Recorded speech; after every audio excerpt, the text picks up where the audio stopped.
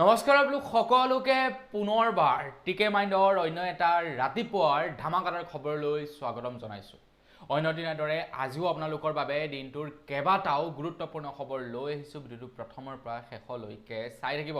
আজি আমাৰ অসমত বিধানসভাৰ নিৰ্বাচন। আজি আপোনালোকে নিশ্চয় ভোট দিবলৈ যাব।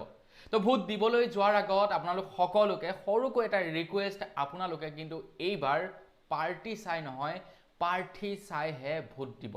আপোনালোকে যেতিয়াই প্ৰাৰ্থী চাই ভোট দিব তেতিয়া আপোনালোকৰ সমষ্টিটোৰ কাম হ'ব। যেতিয়া আপোনালোকে প্ৰাৰ্থী চাই ভোট দিব তেতিয়া আপোনালোকৰ স্থানীয় গাঁও এলেকাবিলাকৰ কাম কাজ সমূহ হ'ব। যদি আপোনালোকে কেৱল প্ৰাৰ্থী চাই ভোট দিয়ে তেতিয়া কিন্তু কাম বন বৰ বিশেষ দেখা নাপাব। তো মইতো এইবাৰ প্ৰাৰ্থী চাই ভোট দিম। আপুনি প্ৰাৰ্থী চাই ভোট দিব নে পাৰ্টি চাই কমেণ্ট ছেকশ্যনত জনাব। আগবাইছোঁ প্ৰথমটো খবৰ ফালে। প্ৰথম খবৰটো ওলাই পৰিছে শিৱসাগৰ সমষ্টিৰ প্ৰাক্তন বিধায়ক অখিল গগৈ ডাঙৰীয়াৰ ওপৰত। অখিল গগৈ ডাঙৰীয়াদেৱে যোৱাকালি বিজেপি পাৰ্টিৰ ওপৰত এটা অভিযোগ উত্থাপিত কৰিছে। তেখেতে কৈছে যে যোৱাকালি শিৱসাগৰত বিজেপিয়ে ৰাজনৈতিক হিংসা চলাইছে বুলি তেখেতে গুৰুতৰ অভিযোগ উত্থাপিত কৰিছে।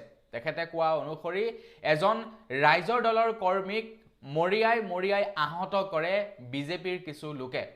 ৰাতি ৮ বজাৰ পৰা অখিল গগৈৰ বিৰুদ্ধে ব্যাপক অপপ্ৰচাৰ কৰি পোষ্টাৰিং কৰিছে বুলি ফেচবুকৰ জৰিয়তে তেখেতে জনাইছে।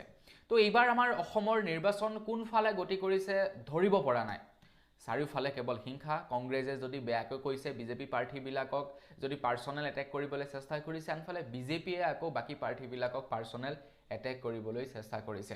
তো এইবিলাক হোৱাটো বেয়া কথা। শান্তি প্ৰক্ৰিয়াৰ দ্বাৰা নিৰ্বাচন হ'ব লাগে, কাৰণ প্ৰত্যেকেই প্ৰতিদ্বন্দ্বিতা কৰাৰ অধিকাৰ আছে। আগবাইছোঁ ইয়াৰ পাছৰটো খবৰ ফালে। অসম প্ৰদেশ কংগ্ৰেছৰ তৰফৰ পৰা অভিযোগ উত্থাপিত কৰিছে যে বহিৰ ৰাজ্যৰ পৰা হাজাৰ হাজাৰ ভুৱা ভোটাৰ আহি অসম ভৰি পৰিছে। গতিকে তেনেকুৱা ধৰণৰ আমি খবৰ বহুতো শুনা পাইছোঁ। তেনেকুৱা সময়তে নিৰ্বাচন আয়োগৰ তৰফৰ পৰা কঠোৰ নিৰ্দেশনা জাৰি কৰি দিছে, যদি কোনো ভুৱা ভোটাৰ ওলায় তেখেতলোকৰ ওপৰত বিহিত ব্যৱস্থা ল'বৰ কাৰণে। নিৰ্বাচন আয়োগে কৈছে যদি কিবা কাৰণত প্ৰমাণ পায় ভুৱা ভোটাৰৰ, তেন্তে মুখ্য নিৰ্বাচনী সচিবক নিৰ্দেশনা দিছে যে তেওঁলোকৰ ওপৰত যাতে কঠোৰতকৈ কঠোৰতম ব্যৱস্থা ল'ব পাৰে। যিহেতু গোটেই ভোটৰ প্ৰক্ৰিয়াটো নিৰ্বাচন আয়োগৰ ওপৰত আহি পৰে। নিৰ্বাচন আয়োগে গোটেই ভোট গ্ৰহণ প্ৰক্ৰিয়াটো সম্পন্ন কৰে। তো সেইবাবে নিৰ্বাচন আয়োগৰ এইটো এটা দায়িত্ব বা কৰ্তব্য যাতে সুচাৰুৰূপে ভোট গ্ৰহণ প্ৰক্ৰিয়াটো সম্পন্ন হয়। আৰু সেইবাবে যিহেতু কংগ্ৰেছৰ তৰফৰ পৰা বহুতো অভিযোগ উত্থাপিত কৰিছে যে বহিৰাজ্যৰ পৰা হাজাৰ হাজাৰ ভোটাৰ আহি অসম ভৰি পৰিছে, তো তেনে ক্ষেত্ৰত যাতে সেই ভোটাৰসকলে ভোট দিব নোৱাৰে তাৰ বাবে কিন্তু নিৰ্বাচন আয়োগে কঠোৰ ব্যৱস্থা হাতত লৈছে। আগবাইছোঁ ইয়াৰ পাছৰটো খবৰ ফালে। আজি ৰাতিপুৱা 7 বজাৰে পৰা আপোনালোকে ভোট দিবলৈ যাব পাৰিব। আপোনালোকৰ যিটো ভোট কেন্দ্ৰ সেই ভোট কেন্দ্ৰটো ৰাতিপুৱা 7 বজাৰে পৰা খুলি দিয়া হ'ব। এইবাৰ আমাৰ অসমত প্ৰায় 31,490টা ভোট কেন্দ্ৰত এইবাৰ ভোট কেন্দ্ৰ স্থাপন কৰা হৈছে আৰু প্ৰায় 35,000 এইবাৰ ইভিএম মেচিনৰ দ্বাৰা এইবাৰ নিৰ্বাচন প্ৰক্ৰিয়া সম্পন্ন কৰা হ'ব বুলি খবৰ ওলাই পৰিছে।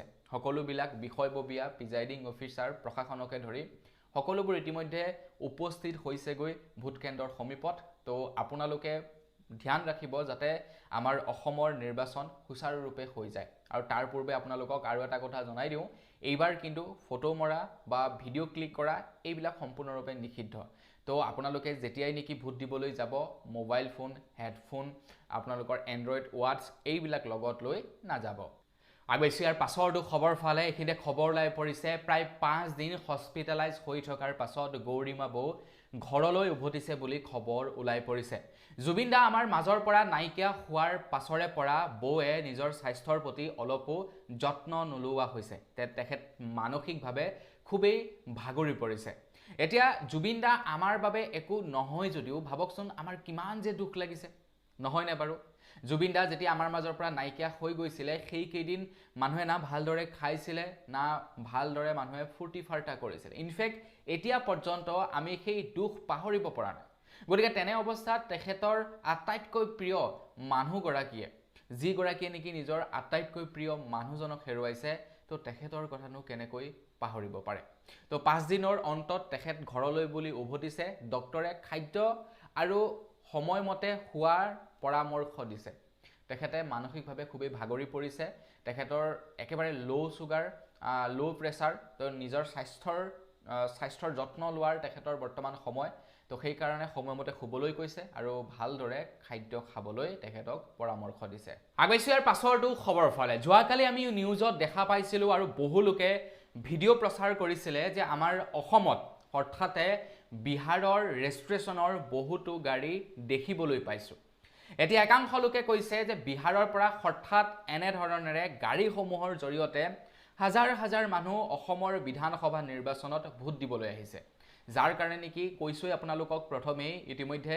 ইলেকশ্যন কমিশ্যন ডিপাৰ্টমেণ্টে ইয়াৰ ওপৰত কঠোৰ ব্যৱস্থা গ্ৰহণ কৰিছে কেনেবাকৈ যদি কোনো লোক ধৰা পৰে তেখেতলোকৰ ওপৰত যিমান পাৰে সিমান ব্যৱস্থা গ্ৰহণ কৰিব তো গৌৰৱ গগৈ ডাঙৰীয়া তৰফৰ পৰা ৰাজ্যক আহ্বান জনাইছে যে বিহাৰৰ পৰা অহা বাছসমূহক যদি আপোনালোকৰ ভোট কেন্দ্ৰৰ সমীপত দেখা পায় তেন্তে আপোনালোকে চকু ৰাখিব যাতে তেওঁলোকে বেয়া কাম কৰিব নোৱাৰে তেওঁলোক কিয় আহিছে বা তেওঁলোকক কোনে আনিছে সেই সম্পৰ্কত এতিয়ালৈকে অৱগত নহয় গতিকে আপোনালোকে অকণমান নজৰ ৰাখিব যদি আপোনালোকৰ ভোট কেন্দ্ৰৰ সমীপত বাহিৰা ৰেজিষ্ট্ৰেশ্যনৰ গাড়ী দেখা পায় তেনেহ'লে আপোনালোকে তেওঁলোকক অকণমান সোধপোছ কৰিব আগৈছো ইয়াৰ পাছৰটো খবৰ ফালে এইখিনিতে যিসকল লোকে নেকি চেমচাঙৰ মোবাইল ফোন ভাল পায় তেওঁলোকৰ কাৰণে এটা বিৰাটেই ভাল খবৰ ওলাই পৰিছে Samsung launch korile Samsung S25 FE edition মানে fan edition launch korile তো আপোনালোকে যদি ক্ৰয় কৰিব বিচাৰে তেনেহলে প্ৰায় 50000 টকাৰ ভিতৰত লাভ কৰিব অনলাইনৰ জৰিয়তে এতিয়া যিমানখিনি নেকি ফেন এডিশন মোবাইল ওলাই গুটেইবিলাক কিন্তু মানে সস্তাও থাকে আৰু ব্যৱহাৰ কৰিবলৈ খুব ভালো থাকে এতিয়া ময়ে ব্যৱহাৰ কৰি আছো Samsung S23 FE খুবেই ভাল মানে দাৰুণ কেমেৰা বুলি ক'ব লাগিব বৰ্তমান আপোনালোকে মোৰ যে ভিডিও বিলাক চাই আছে S23 FE দ্বাৰা ৰেকৰ্ড কৰা যেহেতু অকনমান পুৰণা হল তাৰ কাৰণে এতিয়া অকনমান ভিডিও কোৱালিটিটো কমিছে কিন্তু আপোনালোকে ব্যৱহাৰ কৰিব পাৰে আগৈছো ইয়াৰ পাছৰটো খবৰ ফালে খবৰ ওলাইহে আছিল যে আমাৰ অসমত ভুৱা ভোটাৰ আহিছে ভোট দিবৰ কাৰণে বা বিহাৰৰ ৰেজিষ্ট্ৰেশ্যনৰ গাড়ী আমাৰ অসমত দেখিবলৈ পাইছো তো যোৱাকালি এটা ভিডিও প্ৰচাৰ কৰিছিলে মীৰা বৰঠাকুৰে আৰু তেখেতৰ ওচৰলৈ এজন যুৱক আহিছিল যুৱকজনে মীৰা বৰঠাকুৰক কৈছে যে আপুনি মোক ব্যৱস্থা কৰি দিয়ক ভোট দিবৰ কাৰণে মই আপোনাক ভোট দিম অসমত অকল ময়ে নহয় মোৰ লগতে আৰু বহু মানুহ আহিব আপোনালোকক ভোট দিবৰ কাৰণে যিমান মানুহ লাগে হিমান আপোনালোকক দি দিম এতিয়া ভিডিওটো স্ক্ৰিপ্টেড ভিডিও নে প্ৰকৃতাৰ্থত সেই ব্যক্তিজন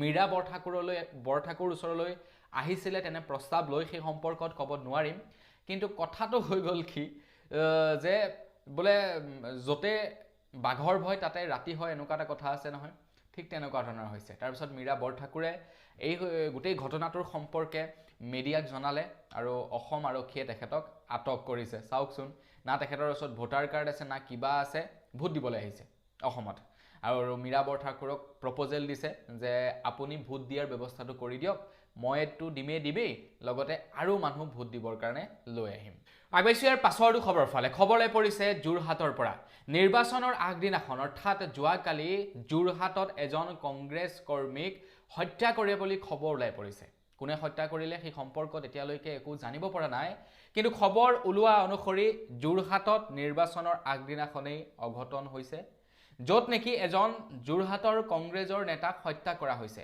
ঢেকৰগাঁও ব্লকৰ সংখ্যালঘু বিভাগৰ অধ্যক্ষ আমিৰ আলীক হত্যা কৰা হৈছে কোনে কৰিছে এতিয়ালৈকে ধৰিব পৰা নাই কোকিলামুখৰ মাথাউৰিৰ ওপৰত কিছু যোৱাকালি তেখেতৰ মৃতদেহ উদ্ধাৰ হৈছে আৰু তেখেতৰ শৰীৰৰ বিভিন্ন স্থানত আঘাত কৰাৰ চিন আছে বুলি খবৰ ওলাই পৰিছে এতিয়া কোনে কি কৰিলে কেনেকৈ কৰিলে সেই সম্পৰ্কত একো খবৰ ওলাই পৰা নাই কিন্তু হয়তো চাগে এয়া প্ৰথমটো এনেকুৱা ধৰণৰ কেছ আমাৰ অসমত নিৰ্বাচনৰ আগদিনাখন সংঘটিত হোৱা আগৈছো ইয়াৰ পাছৰটো খবৰ ফালে খবৰ ওলাই পৰিছে অষ্ট্ৰেলিয়াৰ পৰা তো অষ্ট্ৰেলিয়াৰ খবৰ আপোনালোকক বাৰু বৰ বিশেষ দৰকাৰ নাই তথাপিও আপোনালোকক জনাই থৈ যাওঁ বুলি ভাবিলো খবৰ ওলাই পৰিছে অষ্ট্ৰেলিয়াটো এতিয়া বোলে পেট্ৰলৰ নাটনি হৈছে বুলি খবৰ ওলাই পৰিছে ইৰানে যেতিয়াই নেকি হৰমুজ প্ৰণালী বন্ধ কৰি দিলে তো তাৰ পাছতেই কেৱল ভাৰতেই নহয় ভাৰতৰ লগতে বহু দেশ ইয়াৰ ওপৰত ইফেক্টেড হৈছে কিয়নো হৰমুজ প্ৰণালীৰ জৰিয়তেই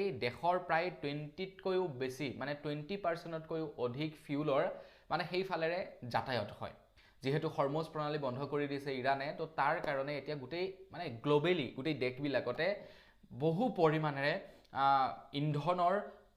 ইন্ধনৰ অভাৱ ঘটিছে, নাটনি ঘটিছে। গতিকে এতিয়া অষ্ট্ৰেলিয়াতো বোলে পেট্ৰলৰ নাটনি হৈছে বুলি খবৰ ওলাই পৰিছে। আৰু বেছি ইয়াৰ পাছৰটো খবৰ ফালে খবৰ ওলাই পৰিছে নিৰ্বাচনৰ ওপৰতে। এইবাৰ এটা সিদ্ধান্ত লৈছে, নিৰ্বাচন প্ৰক্ৰিয়া হৈ থাকোঁতে বা ভোটগ্ৰহণ প্ৰক্ৰিয়া হৈ থকাৰ অৱস্থাত যদি ৱেবকাষ্টিং ইচ্ছাকৃতভাৱে বন্ধ হয়, তেনেহ'লে পুনৰাই মানে ভোটদানৰ ব্যৱস্থা কৰিব পাৰিব বুলি খবৰ ওলাই পৰিছে। যে এই কেমেৰাবিলাক যে আপোনালোকে দেখা পাই থাকে ভোট কেন্দ্ৰবিলাকত, তো সেইবিলাক মানে ৰেকৰ্ড হৈ থাকে, কোনে কোনে ভোট দিবলৈ আহিছে, কেইজনে ভোট দিবলৈ আহিছে। তো সেইবিলাক যদি বন্ধ হয় ন, তো তেতিয়া পুনৰাই মানে আপোনাৰ ভোটৰ ব্যৱস্থা কৰিব পাৰিব বুলি জনাইছে, যাতে মানে চাফ চিকুণ প্ৰক্ৰিয়াৰ দ্বাৰা এইবাৰ নিৰ্বাচন হয়। আগবাইছোঁ ইয়াৰ পাছৰটো খবৰ ফালে খবৰ ওলাইছে জিঅ' কোম্পেনীৰ ওপৰত। জিঅ' কোম্পেনীয়ে মুকলি কৰিলে জিঅ' গ'ল্ড। এতিয়া আপোনালোকে জিঅ' কোম্পেনীৰ গ'ল্ডত মানে সোণত পইচা ইনভেষ্ট কৰিব পাৰিব। আৰু চবচে ইণ্টাৰেষ্টিং কথাটো হৈ গ'ল, আপোনালোকে 10 টকাৰ পৰা জিঅ' কোম্পেনীৰ গ'ল্ডত পইচা ইনভেষ্ট কৰিব পাৰিব বুলি জনাইছে জিঅ' কোম্পেনীৰ ফালৰ পৰা। আজিকালি জিঅ'য়ে বেংকৰ একাউণ্টটো খোলে, জিঅ'য়ে আপোনালোকক লোনো দিয়ে, জিঅ'য়ে এতিয়া সোণতো ইনভেষ্ট কৰিবৰ কাৰণে আপোনালোকৰ বাবে ব্যৱস্থা কৰি দিছে। সো আপোনালোকে যদি কৰিব বিচাৰে কৰিব পাৰে, 10 টকাৰ পৰা জিঅ' গ'ল্ডত পইচা ইনভেষ্ট কৰিব পাৰিব। আৰু বেছি ইয়াৰ পাছৰটো খবৰ ফালে, ইয়াৰ পাছৰ খবৰটো ওলাই পৰিছে লিভ ইন ৰিলেশ্যনশ্বিপৰ ওপৰত। আমাৰ ভাৰতবৰ্ষত বৰ্তমান সময়ত লিভ ইন ৰিলেশ্যনশ্বিপ সম্পূৰ্ণৰূপে বৈধ। কোনো যুৱক যুৱতীয়ে যদি বিয়া নকৰোৱাকৈ একেখন ঘৰতে বৈবাহিক জীৱন যাপন কৰে, মানে বিয়া নপতাকৈ তেওঁলোকে যদি একেখন ঘৰতে জীৱন যাপন কৰে, সেইটো সম্পূৰ্ণৰূপে বৈধ। তো কোনো লোকে তাত বাধা আৰোপ কৰিব নোৱাৰে। এতিয়া কিছু লোকে সেই বস্তুটো সহজভাৱে ল'ব নোৱাৰে, কাৰণ আপোনাৰ ছোৱালীজনী বা আপোনাৰ ল'ৰাটোৱে যদি ভাবকচোন বিয়া নকৰোৱাকৈ কোনো এজন যুৱক বা যুৱতীৰ সৈতে যদি একেখন ঘৰতে থাকে, আপোনালোকে এজন একচেপ্ট কৰিব পাৰিব? কেতিয়াও নোৱাৰে। এতিয়া খবৰ ওলাই পৰিছে এহাল যুৱক যুৱতীয়ে লিভ ইন ৰিলেশ্যনশ্বিপত আছিলে, আৰু তাৰ পাছত তেওঁলোকক আঁতৰাবৰ কাৰণে আইনৰ সহায় লয় ছোৱালীজনীৰ পৰিয়ালবৰ্গই। তো তাৰ পাছতেই কেছ মানে সেই কেছটো কোৰ্টত গৈ পায়গে। কোৰ্টে সেই যুৱক যুৱতীহালক সুৰক্ষা দিবৰ কাৰণে আহ্বান জনাইছে, নিৰ্দেশনা প্ৰদান কৰিছে। কোৰ্টে কৈছে যে লিভ ইন ৰিলেশ্যনশ্বিপত থকাটো বেআইনী নহয়, গতিকে তেওঁলোকক সুৰক্ষা দিয়াটোৰ দায়িত্ব আছে। আগবাইছোঁ ইয়াৰ পাছৰটো খবৰ ফালে। আজিৰ পৰা কেইদিনমান পূৰ্বে বিজেপিৰ IT চেলে কুংকি চৌধুৰীৰ ওপৰত এটা ভিডিঅ' প্ৰস্তুত কৰিছিলে, আৰু সেই ভিডিঅ'টো সম্পূৰ্ণৰূপে ভুৱা, অৰ্থাৎ আৰ্টিফিচিয়েল ইণ্টেলিজেন্সৰ দ্বাৰা কুংকি চৌধুৰীৰ ওপৰত এটা ভিডিঅ' প্ৰস্তুত কৰা হৈছিলে। খবৰ লোৱা অনুসৰি কুংকি চৌধুৰীয়ে বিজেপি IT চেলৰ ওপৰত তেখেতে এজাহাৰ দাখিল কৰিছিলে বুলি খবৰ ওলাইছে।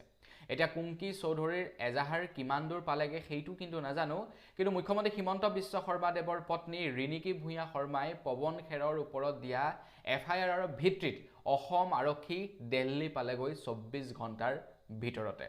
এতিয়া প্ৰশ্ন উত্থাপিত কৰিছে একাংশ লোকে, যেনে চিত্তৰঞ্জন বসুমতাৰী অৰ্থাৎ আজাপৰ নেতা, তেখেতে মানে প্ৰশ্ন উত্থাপিত কৰিছে যে মুখ্যমন্ত্ৰী হোৱাৰ বাবেই তেখেতৰ কাৰণে বিশেষ আইন আছে নেকি? কুংকি চৌধুৰীয়ে অভিযোগ উত্থাপিত কৰিছিলে, গোচৰ ৰুজু কৰিছিলে, তাৰ পাছতো এতিয়ালৈকে কুংকি চৌধুৰীৰ সেই AI ভিডিঅ'টোৰ ওপৰত একো ব্যৱস্থা লোৱা নহ'ল। কিন্তু ৰিণিকী ভূঞা শৰ্মাই দিয়া অভিযোগৰ ভিত্তিতে 24 ঘণ্টাৰ ভিতৰত পৱন খেৰৰ ঘৰ পালেগৈ অসম আৰক্ষী। গতিকে মুখ্যমন্ত্ৰীৰ কাৰণে কি বেলেগ আইন নেকি? প্ৰশ্ন উত্থাপিত কৰিছে একাংশ লোকে। আগবাইছোঁ ইয়াৰ পাছৰটো খবৰ ফালে। যোৱাকালি বোলে লখিমপুৰৰ ৰঙানদী সমষ্টিৰ কংগ্ৰেছৰ প্ৰাৰ্থী জয়ন্ত খাউণ্ডৰ পত্নীয়ে জয়ন্ত খাউণ্ডৰ বাবে টকা বিলাবলৈ আহোঁতে ধৰা পৰে বুলি খবৰ ওলাই পৰিছে। এতিয়া ভিডিঅ'টো দেখা পাইছোঁ বাৰু, কিন্তু প্ৰকৃতাৰ্থত টকা বিলাবলৈ গৈছিলে নে নাই যোৱা সেইটো ডাঙৰ কথা। কিন্তু স্থানীয় ৰাইজে কোৱা অনুসৰি জয়ন্ত খাউণ্ডৰ পত্নী জোনমণি দেৱী খাউণ্ডে বোলে পইচা বিতৰণ কৰিবৰ কাৰণে গৈছিলে হেনো, আৰু তাৰ পাছত লখিমপুৰৰ আৰক্ষীক গতাই দিয়ে স্থানীয় ৰাইজে। তো এই বিষয়টো মানে যোৱাকালি যিহেতু, আৰু মানে ভোট কিনি লোৱাটো একেবাৰে বেয়া কথা, ভোটৰ দামত পইচা ধৰি লওক বিলোৱাটো একদম ইলিগেল হয়, আৰু তাতে আকৌ নিৰ্বাচনৰ আগদিনাখন আৰু ইলিগেল। আগবাইছোঁ একেবাৰে শেষৰটো খবৰ ফালে। একেবাৰে শেষৰ খবৰটো ওলাই পৰিছে মৰিগাঁৱৰ পৰা।